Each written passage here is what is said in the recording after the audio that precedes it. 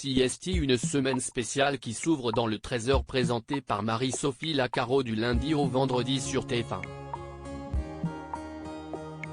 En effet, d'ici ce vendredi 30 juin, les téléspectateurs connaîtront le gagnant du concours Votre plus beau marché, qui sera désigné parmi 10 villes finalistes situées partout en France. Dans le 13h de TF1, au cours de cette semaine du 26 juin 2023, les fidèles téléspectateurs de Marie-Sophie Lacaro découvriront le verdict tant attendu de la 6e édition de Votre plus beau marché. Les votes sont désormais clos. On ne connaît pas encore le jour précis du résultat car cela dépendra du jour habituel où se tient le marché de la commune vainqueur. TF1 n'a également pas communiqué sur une éventuelle délocalisation du 13h pour l'événement, comme avait pu le faire Marie-Sophie Lacaro en 2022, en direct de Narbonne. Ça dépendra de l'actualité de la semaine, confie la journaliste à Télé Loisirs, qui se réjouit du succès rencontré chaque année par cet événement. Cela fait partie de nos marqueurs. Des téléspectateurs nous disent qu'ils attendent le concours pour préparer leurs vacances. J'adore l'idée, sourit-elle.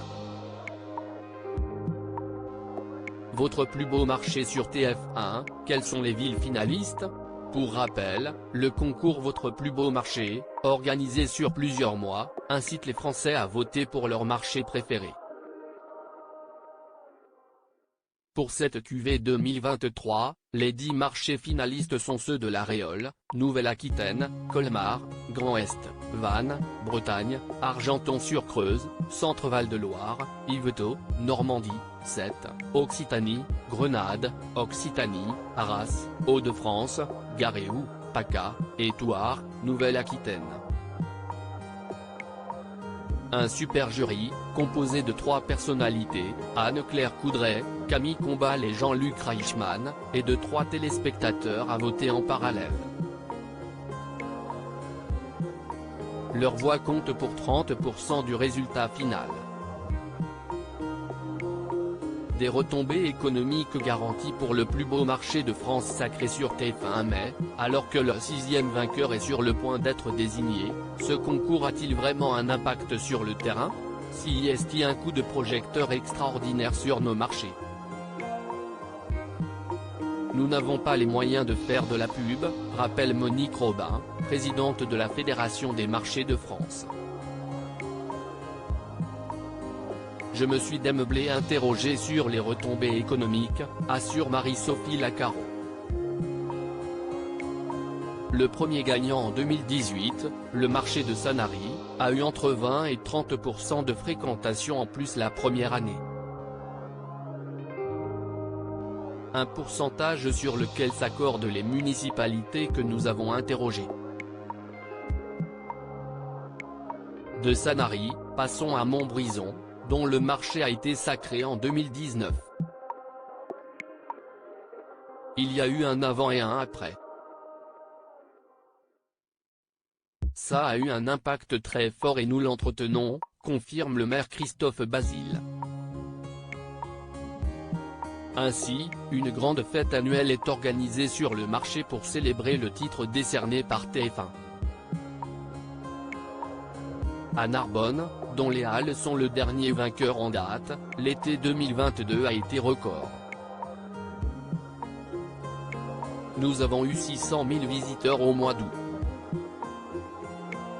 CIST, presque le double de fréquentation par rapport à un été normal, observe l'adjointe au maire Sylvie Cousin. La grande nocturne des Halles de Narbonne, organisée le 4 août 2022 pour fêter le titre, est même désormais un événement pérenne, amené à se répéter 2 fois par an. Plus beau marché de TF1, peut-on voter plusieurs fois? Pour augmenter leurs chances de gagner, des communes n'hésitent pas à mettre le paquet avec des flyers, des t-shirts, des banderoles. Avant leur victoire, les Halles de Narbonne en étaient à leur 3e candidature sur TF1 et la mobilisation n'a jamais faibli. car au-delà de la qualité des marchés, CIST bien la mobilisation populaire au niveau de chaque commune qui compte pour décrocher le Graal. CIST le plus motivé qui gagne. On peut voter plusieurs fois par jour. Si vous ne votez qu'une seule fois, vous ne gagnerez pas, prévient Marie-Sophie Lacaro.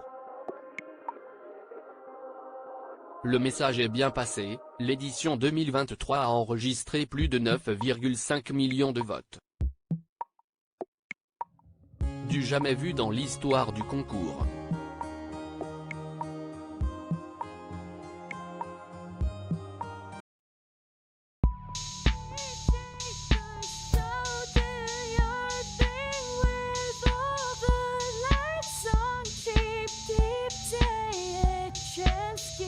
Keep day a chance, you can just keep